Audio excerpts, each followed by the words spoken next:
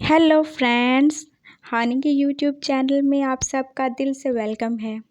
Friends, I am sorry कि मैं 3-4 दिन तक हिडन रिवेंज का सेकंड पार्ट आपके साथ शेयर नहीं कर सकी, लेकिन उसमें भी मेरी कोई मजबूरी थी जिसकी वजह से मैं शेयर नहीं कर सकी।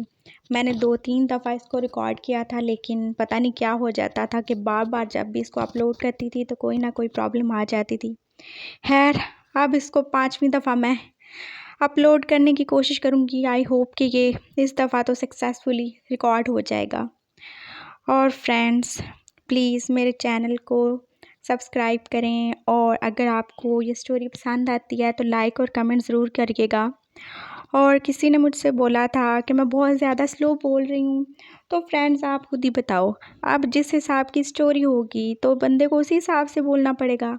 आप अगर स्टोरी थोड़ी सीरियस टाइप की है तो मैं उसमें फिर इतना ज़्यादा फ़न एलिमेंट्स कैसे डाल सकती हूँ, आप खुद ही बता दें। तो चलिए हम अपनी हिडन रिवेंज का सेकंड पार्ट शुरू करते हैं। तो पिछले पार्ट में हमने देखा था कि एरन बहुत ज़्यादा एक्साइटेड था क्योंकि वो किसी से मिलने जाने वाला था। एरन यूनिवर्सिटी ऑफ होते ही अपनी बाइक लेकर निकल जाता है और वो अपनी बाइक एक हॉस्पिटल के आगे रोकता है। वो बहुत ज़्यादा एक्साइटेड था। वो भाग कर अंदर जाता है और वहाँ पर मौजूद रिसेप्शनिस्ट से पूछता है, हेलो, क्या मैं रूम नंबर 35 में मिस मैरी से मिल सकता हूँ? तो रिसेप्शनिस्ट उसको कहती है, सर अभी आपको थोड़ा वेट करना पड़ेगा क्योंकि अभी थोड़ी देर पहले ही हमने उनको स्पंज बाथ दिया है, जिसकी वजह से आपको थोड़ा सा वेट करना पड़ेगा। जैसे ही वो रेडी होंगी तो आप उनसे मिल सकते हैं। एरन बैठ जाता है और वो वेट कर रहा था। थोड़ी देर में नर्स आकर एरन को बोलती है, सर अब आप उनको विज़िट कर सकते हैं। एरन जल्दी से दौड़ के उस रूम में जाता है। हॉस्पिटल के इस रूम में और कोई नहीं बल्कि एरन की मॉम एडमिट हैं। एरन की मॉम जो कि पिछले बहुत सालों से कोमा में थी। सर पर लगने वाली एक शदीद चोट की वजह से उनकी ऐसी कंडीशन थी। एरन की मॉम जब कोमा में थी तो उस वक्त एरन सिर्फ 2 साल का था, यानी कि एरन ने अपना सारा बचपन और काफ़ी हद तक जवानी भी अपनी माँ के बिना ही गुजारी है। एरन की मॉम में कुछ इम्प्रूवमेंट आई थी। इस वजह से डॉक्टर्स ने एरन को इन्फॉर्म किया था, क्योंकि एरन की मॉम ने आज बहुत लंबे टाइम के बाद आंखें खोली थीं, और सिर्फ आंखें ही नहीं खोली थीं बल्कि उन्होंने अपने हाथ को भी हिलाया था, और थोड़ी सी, बिल्कुल थोड़ी सी मूवमेंट के बाद उनके होंठों से जो पहला वर्ड निकला था वो बस एक ही था, बेबी। यानी कि वो अपने बच्चे से मिलना चाहती थी, अपने बेटे से मिलना चाहती थी, एरन से। सो इसी वजह से डॉक्टर्स ने एरन को इन्फॉर्म किया था कि उसकी माँ उससे मिलना चाहती है। एरन बहुत ज़्यादा खुश है कि अब वो फाइनली अपनी मॉम से मिलेगा। एरन हॉस्पिटल के रूम में दाखिल होते ही अपनी मॉम को हग कर लेता है। उसकी मॉम जो बस उसे देखे जा रही हैं। आज इतने सालों बाद अपने बच्चे को देखकर उसकी मॉम की आंखों में भी आंसू थे, क्योंकि जब वो 2 साल का था उसके बाद से तो वो उसे देख ही नहीं सकी। अपने बेटे को इतना बड़ा देखकर उसकी माँ की आंखों में आंसू आ जाते हैं। वो कुछ कहना चाहती है लेकिन बोल नहीं सकती। बहुत मुश्किल से उसके मुंह से बस एक ही वर्ड निकला, बेबी, बेबी। और एरन अपनी माँ के मुंह से अपने लिए ये वर्ड सुनकर बहुत ज़्यादा खुश हो गया था। वो बोलता है, हाँ मॉम, आपने मुझे बुलाया। मॉम, मैं कितना तरस गया था कि किसी दिन आप मेरा नाम लोगी, आप मुझे बुलाओगी, और फाइनली गॉड ने मुझे वो टाइम दिखा दिया। मॉम, मॉम प्लीज़ बोलो ना कुछ। मॉम आप बोलो ना, कि आप बोलती क्यों नहीं? इसी वक्त एरन देखता है कि अंकल डेविड उस रूम में दाखिल होते हैं। अंकल डेविड को देखकर एरन बहुत ज़्यादा खुश होता है। वो एक्साइटमेंट में उनको जाके हग कर लेता है और बोलता है, अंकल आई एम सॉरी, मैं आपको इन्फॉर्म नहीं कर सका। मॉम को होश आ गया है और देखें उन्होंने मुझे बेबी कह के भी बुलाया है।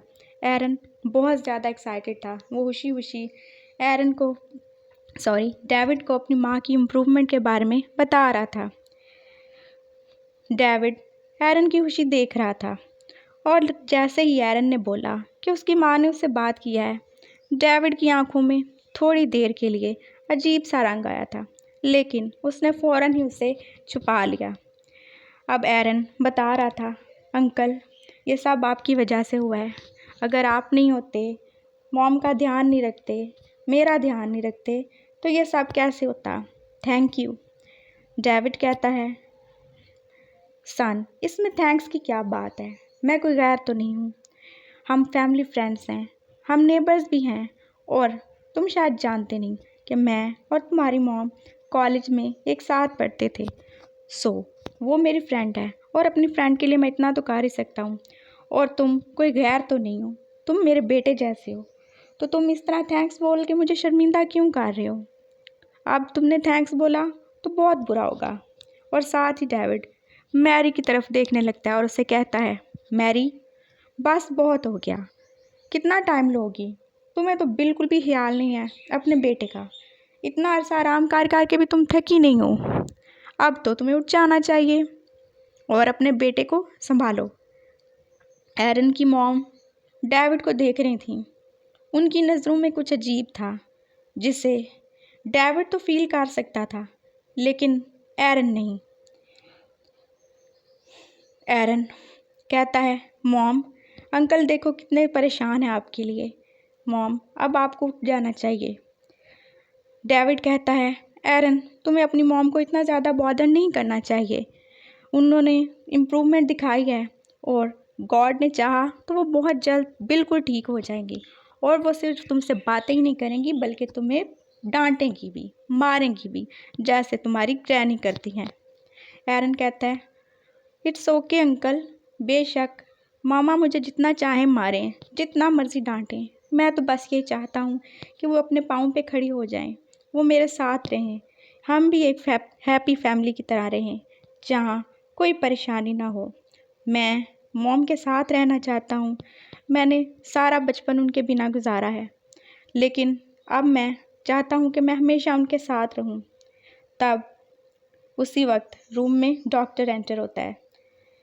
एरन डॉक्टर से पूछता है, डॉक्टर प्लीज़ मेरी मॉम को देखिए, वो बहुत बहुत ज़्यादा वीक हैं, उनसे बोला भी नहीं जा रहा, उन्होंने बस मुझे बेबी ही कहा था और उसके बाद वो बात ही नहीं कर रही। तब डॉक्टर कहता है, सर परेशान होने की कोई बात नहीं है, आपकी मॉम आप बिल्कुल फ़ाइन है, लेकिन इतना अरसा कोमा में रहने के बाद एकदम से तो वो बिल्कुल अच्छी नहीं हो सकती। एरन कहता है, इट्स ओके, मैं इसी में खुश हूँ कि कम से कम उन्होंने आंखें खोली, और कुछ नहीं तो वो मुझे सुन तो सकती हैं, मुझे फील कर सकती हैं और मेरी सारी बातों का जवाब दे सकती हैं, चाहे साइन लैंग्वेज में ही सही। मैं इसी में खुश हूँ। अब दूसरी साइड पे हम देखते हैं कि अगले दिन ईवा यूनिवर्सिटी जाने के लिए बहुत ज़्यादा एक्साइटेड है। ईवा के डैड कहते हैं, बेबी क्या तुमने यूनिवर्सिटी के लिए अपनी तैयारी कर ली है। ईवा कहती है, हाँ डैड मैं बहुत ज़्यादा एक्साइटेड हूँ, पूरे 2 हफ्ते बाद मैं यूनिवर्सिटी ज्वाइन कर रही हूँ। आई होप कि वहाँ मुझे अच्छे अच्छे फ्रेंड्स मिलें और मैं अपनी स्टडी को अच्छे तरीके से परस्यू कर सकूँ। ईवा के डैड कहते हैं, हाँ बेबी तुम पढ़ाई में तो वाकई अच्छी हो, लेकिन प्लीज़ वहाँ जाके किसी से पंगे मत लेती रहना। ईवा कहती है, डैड आपको क्या लगता है, क्या मैं बहुत ज़्यादा लड़ाकू हूँ, क्या मैं बहुत बदतमीज़ हूँ। ईवा के डैड कहते हैं, नहीं बेबी मैंने ऐसा तो नहीं कहा, मैं तो बस ये कहना चाहता हूँ कि तुम्हें थोड़ा सा अपना बिहेवियर चेंज करना पड़ेगा। हर एक को अपने पाँव की जूती समझना या हर एक से बुरी तरह पेश आना ये कोई अच्छी बात तो नहीं है। और वैसे भी ये पेरेंट्स ही होते हैं जो अपने बच्चों के सारे नखरे बर्दाश्त करते हैं, दूसरे लोग नहीं। डैड मैं कोई नखरे नहीं करती, हाँ लेकिन मुझसे कोई भी गलत बात बर्दाश्त नहीं होती, बस यही मुझ में खराबी है। वैसे भी मैं किसी के साथ कुछ बुरा क्यों करूँगी, मैं तो एक बिल्कुल मासूम सी इनोसेंट सी लड़की हूँ, है ना डैड? बहुत इनोसेंट, कुछ ज़्यादा ही इनोसेंट। अब ईवा ब्रेकफास्ट करती है और वो यूनिवर्सिटी चली जाती है। यूनिवर्सिटी में आज उसका फर्स्ट डे था और वो बहुत ज़्यादा एक्साइटेड थी। वो जैसे ही क्लास में एंटर करती है तो प्रोफेसर साहब उसका इंट्रो देते हैं। वो सबको बताते हैं, ये हमारी न्यू स्टूडेंट है जो कि 2 हफ्ते पहले ही यूएसए से चाइना शिफ्ट हुई है और आज इसका फर्स्ट डे है। तो मैं उम्मीद करता हूँ कि आप सब लोग इसे वेलकम करेंगे। एरन का इन बातों की तरफ कोई ध्यान नहीं था। उसे तो घंटा फर्क नहीं पड़ता कौन क्लास में आ रहा है कौन क्लास में जा रहा है, वो बस अपनी बुक्स में ही बिजी था। उसको कोई फर्क नहीं पड़ता। ईवा ने देखा कि सब लोग उसे ही देख रहे हैं, लेकिन एक लड़का बिल्कुल मुंह नीचे किए अपनी किताब में जैसे कौन से नक्शे ही देखने में मसरूफ़ था। ईवा को अच्छा नहीं लगता। क्या वो इतनी बुरी है कि उसे यूं इग्नोर कर दिया जाए? लेकिन ईवा को अभी ये तो नहीं पता कि वो इग्नोर करने वाला इंसान कौन है, क्योंकि उसका चेहरा तो बिल्कुल नीचे था। फाइनली ईवा सबको हेलो बोल के सीट के लिए देखने लगती है, लेकिन अफसोस उसे कोई भी सीट खाली नज़र नहीं आ रही थी सवाए एरन की साथ वाली सीट के। अब ईवा को ना चाहते हुए भी उस सीट पे जाके बैठना पड़ता है। ईवा एरन को देख के बोलती है, हेलो, मैं ईवा हूँ, ईवा डैनियल। आपका नाम? एरन जो एकदम से उसकी तरफ देखता है और ईवा उसको देखकर शॉक्ड रह जाती है। वो कहती है, तुम यहाँ क्या कर रहे हो? और एरन जिसने ईवा को भी अभी देखा था तो उसे कल वाली सारी बातें याद आ जाती हैं कि कैसे ईवा ने उसकी मिट्टी पलीद की थी, एकदम से उसको यूजलेस बोल दिया था। एरन कहता है, क्या मतलब तुम कहना क्या चाहती हो? मैं यहाँ क्या कर रहा हूँ? जाहिर सी बात है, यूनिवर्सिटी है, क्लासरूम है, तो मैं यहाँ पढ़ने ही आया हूँगा ना। और मैं तुम्हें अंडे बेचने वाला लगता हूँ? ओह यूजलेस बॉय, कितनी मुश्किल से मैंने तुमसे जान छुड़ाई थी और तुम यहाँ क्लास में भी अब मेरे साथ हो। अब क्या होगा मेरा? एरन ईवा की तरफ गुस्से से देखते हुए कहता है, हाँ तो मैंने तुम्हारी मिन्नत तो नहीं की कि आओ प्लीज़ मेरे साथ वाली सीट पे बैठो, जाओ जहाँ मर्जी है जाके बैठ जाओ और मेरे से ज़्यादा फ्री होने की कोशिश मत करो। ईवा कहती है, मैं और तुमसे क्यों फ्री होंगी? तुम हो ही क्या मेरे सामने? मैं ईवा हूँ, ईवा डैनियल। एरन कहता है, हाँ जो भी, मुझे फ़र्क नहीं पड़ता। अब प्लीज़ अपने काम से काम रखो और मेहरबानी करके इस पीरियड को गुजारो। तब एरन अपनी बुक्स में फिर से बिजी हो जाता है, लेकिन ईवा उसके लिए तो ये वक्त गुजारना बिल्कुल ही मुश्किल था। वो कैसे इस बंदे के साथ इतना टाइम बैठ सकती है, लेकिन मजबूरी थी। आखिर वो नीचे भी तो नहीं बैठ सकती थी ना, सो उसे इसी के साथ बैठना पड़ेगा। और इन्हीं बातों को सोचते सोचते वो अपना पूरा पीरियड गुजार देती है। तब उसे ख्याल आता है, ओह नो, मैंने तो लेक्चर सुना ही नहीं और ना ही नोट्स बनाए हैं, अब क्या होगा? वो बहुत ज़्यादा परेशान हो जाती है। जैसे ही क्लास ऑफ होती है तो एरन उठ के जाने लगता है। एरन देखता है ईवा परेशानी में अपना सर पकड़ के बैठी है। पता नहीं एरन के अंदर इतनी ज़्यादा अच्छाई कहाँ से आ गई कि उसे उस पर तरस आ जाता है और वो अपने नोट्स उसके सामने रख देता है और बोलता है, इसे कॉपी कर लो, थोड़ी देर के लिए सही, तुम मेरे साथ तो बैठी थी, अब मैं तुम्हारी इतनी हेल्प तो कर सकता हूँ। अब ईवा उसे कुछ नहीं कहती, क्योंकि उसे पता है कि अगर ज़रूरत है तो क्यों ना गधे को बाप बना ही लिया जाए। तो वो कुछ नहीं कहती और खामोशी से नोट्स कॉपी करने लगती है। वो उसको थैंक्स बोलना चाहती थी, लेकिन उसके नोट्स कॉपी करते ही एरन अपनी नोटबुक लेके वहाँ से चला जाता है। हम्म कितना रूड है ये, मैं थैंक्स तो बोलने वाली थी ना। हाँ मैंने थैंक्स बोला नहीं, लेकिन इसका ये तो मतलब नहीं कि मैं बोलूँगी भी नहीं। कम से कम उसको थैंक्स तो सुन के जाना चाहिए था।